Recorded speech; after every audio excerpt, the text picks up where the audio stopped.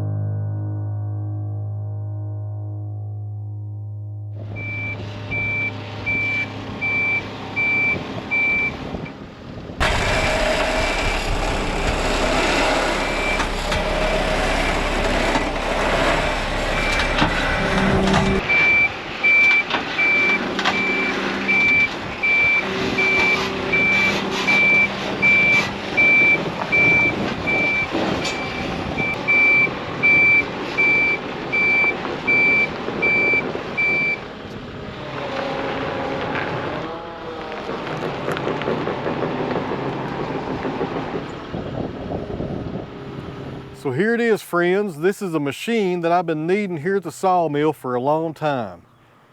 This is the CL35 compact track loader made by Kato. Now, if you've never heard of Kato, it's a Japanese-made machine. Kato was based in Japan, and they're distributed by Kato Mini Excavator Sales out of Elizabethtown, Kentucky. Now, that location in the States is a family-owned business. They've been there for more than 30 years. When me and Dad went up there Friday, we got to meet the whole crew. And to be honest with you, they treat us like family. I was really impressed with their setup and how they treat their employees.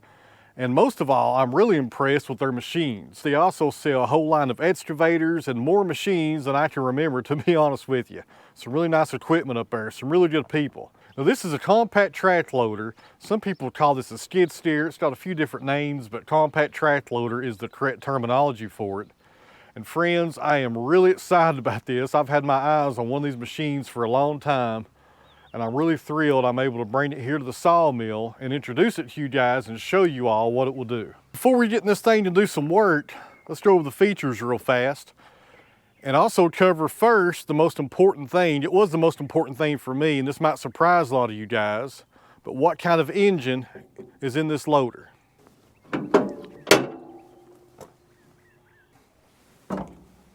All right, friends, back here at the rear of the machine, you have plenty of access to all the components of the engine. Got the battery right there. Of course, right there's the radiator. There's the coolant for the hydraulic. Over here, you got your overflow tank. Your dipstick is right in there. You can pretty easy to reach that also. So a pretty nice accessible engine compartment on the back of this machine. So now let me answer the question, what kind of engine is on this machine? Now right back here we have the air filter, right there's the exhaust. This machine does have regent, but it does not require DEF fluid, that's a plus. And there is the engine, friends, and some of you guys may recognize that engine by the color of it. This is a 62 horsepower Kubota diesel and it is turbo. Kubota makes a great engine. I was really happy to hear that was the engine that goes in this machine. Now in the past, a lot of you guys may not be aware of this, but I've actually owned 2 loaders. They were both wheel machines, not track machines like this one. But one of the things I didn't like about them was the engine compartment was so small. If you was going to change your oil or even check your dipstick, you had to have very small hands to get in there and try to feel around and find the components. With this machine right here, you can get your hands dirty and do your preventative maintenance or do some repairs if needed. And you don't have to worry about trying to find the components. You can see everything from the rear of the engine back here. That's a really nice plus right there. That's one reason I kind of stayed away from track loaders in the past, due to my past experiences of having them to be a pain to work on. This is nice to see. Guys, now this is a track machine, we've already talked about that, and this is actually the first machine I've ever owned with tracks. So this is going to be a learning experience here, and I may be relying on some of you guys in the comment sections on the best way to do maintenance on my tracks right here. So we will learn as we go on this. I'm really excited about the tracks though. From what I've read, people say the tracks are a whole lot better than wheel machines. So as we come around, this machine did come with a bucket. That's a Blue Diamond bucket right there. I think these are made and sold out of Tennessee. I need to do some research on that. It's got a front cutting blade right there, and you can take that off. I'm not sure what different sizes or accessories you can put on there. Probably a tooth blade or something. I need to look into that also. But a really nice heavy duty bucket on the front. All right, here's the front hydraulic hookup. You have 3 of those flat face couplers. This machine delivers 17 gallons per minute on the hydraulic fluid.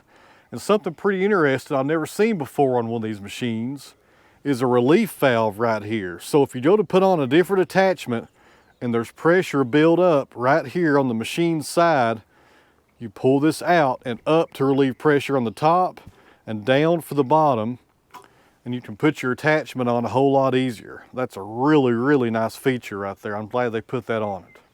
Now this machine is open station. They also offer an enclosed cab model as well. You've got a real nice heavy duty grate right there to stand on to access the cab. And I can't brag enough about the size of this cab, friends. The loaders I owned in the past, they were a pain to climb in and out of. And this one right here, guys, has just a ton of room, and it doesn't feel awkward when you step into it.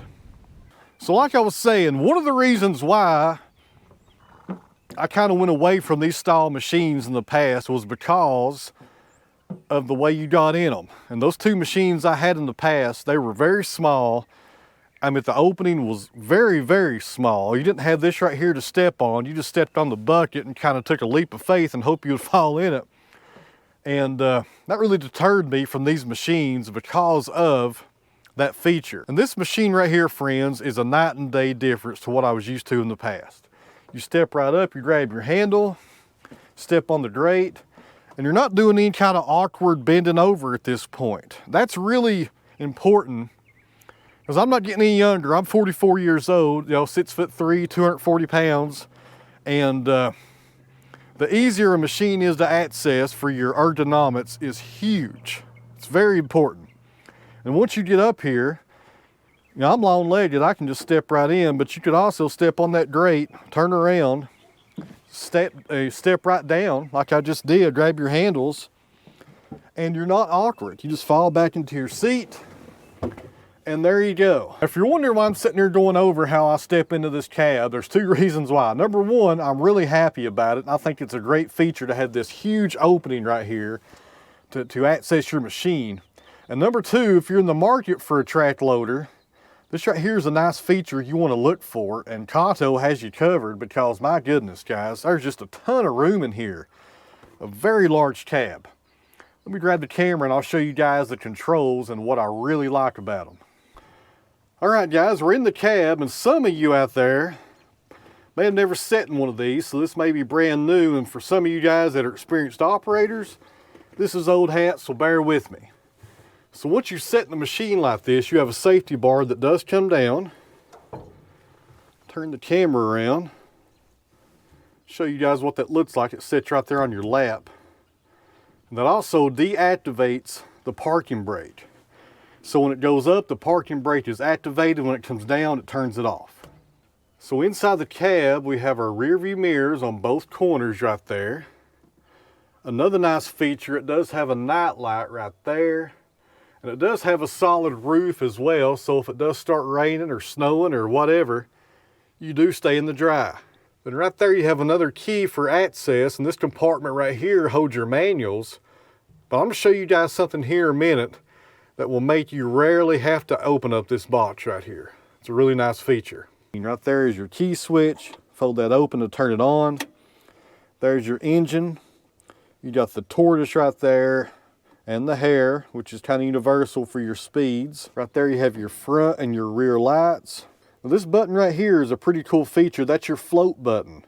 So to activate your float button on the control stick right there, you must push that first. That way you don't hit this button by mistake and the bucket drops down when you don't want it to. That's a good feature right there. Right here you have your temperature for your engine and also your fuel. The hour meter is below that. You also have some check engine lights, the glow plug lights, and a lot of different clusters right there on the side. And over here on the left, you have your parking button, and right there is the regent button whenever you need to regent the engine. Then here's your left side controller. This controller right here, that's forward and backwards and left and right, so that operates the tracks. Then over here on the right side, this is for the bucket. Up and down, tilt, both ways for your bucket. Really simple controls. And there's no foot controls, which I really like. My past machines had foot pedals. I did not like that. So that's pretty much it inside the cab. I may find something else in this later on that I will show you guys on a future video because I'm still learning this machine. But it's really basic, friends. I really like that. On the past machines, I know I keep on referring to that, but I had a lot of electronic problems on some gadgets inside the machine that I never even used. That was really frustrating. I like that this is simple and it does the job. You don't have to sit here and worry about different buttons you got to push to activate things. Now, something I forgot to mention, on the left joystick, there's a button right there. It goes left and right. And that sends hydraulic fluid to the flat face couplers right there to your attachment. So if you're running a grapple, an auger, whatever you're running on the front of this machine, when you want to start sending fluid to that machine and using it, that's the button you push right there. So a few minutes ago, I was talking about the user manual in that compartment overhead and not needing to use it a whole lot. And here's the reason why. There's a label right there that has all your maintenance intervals and the location of your maintenance parts, and also every location on this machine that needs grease. That's a really nice reference. I wish a lot of different manufacturers would start doing that, because you can look at that and know exactly where your lubrication points are, and more importantly, on which hour interval you need to start doing that maintenance on. Really nice feature. So like I said in previous video, friends, look over my voice here. I had some major dental work done about 2 weeks ago, and I'm still trying to get used to these crowns here on the front of my teeth, and it's about to drive me crazy, but you guys don't want to hear about that. You want to see this machine in action? Well, I want to put it in action, guys. Trust me, I'm looking forward to driving this thing around and moving some dirt, moving some logs, and cleaning up some sawdust and all kinds of stuff here. I've got a lot of projects in store for this machine here in the future on this channel. A whole lot to do actually this summer. There's a lot going on this summer I've not even talked about that's going to require this machine. All right, guys, a few more stats here on this machine and we'll get started. The operating weight is about 7,800 pounds. The tipping capacity for the loader is 4,916 pounds. So you can pretty much pick up a really large log with your grapple or pallet forks and do it pretty safely without this machine tipping over. I don't think I have any logs that weigh close to 5,000 pounds, so that's a really nice thing to have. The availability now to pick up a really heavy log and not have to worry about tipping over the machine. Digging force on the bucket is 6,474 pounds. That's a pretty powerful loader right there, friends. That's a lot of weight you can pick up with this machine, and also a lot of force when it comes to digging.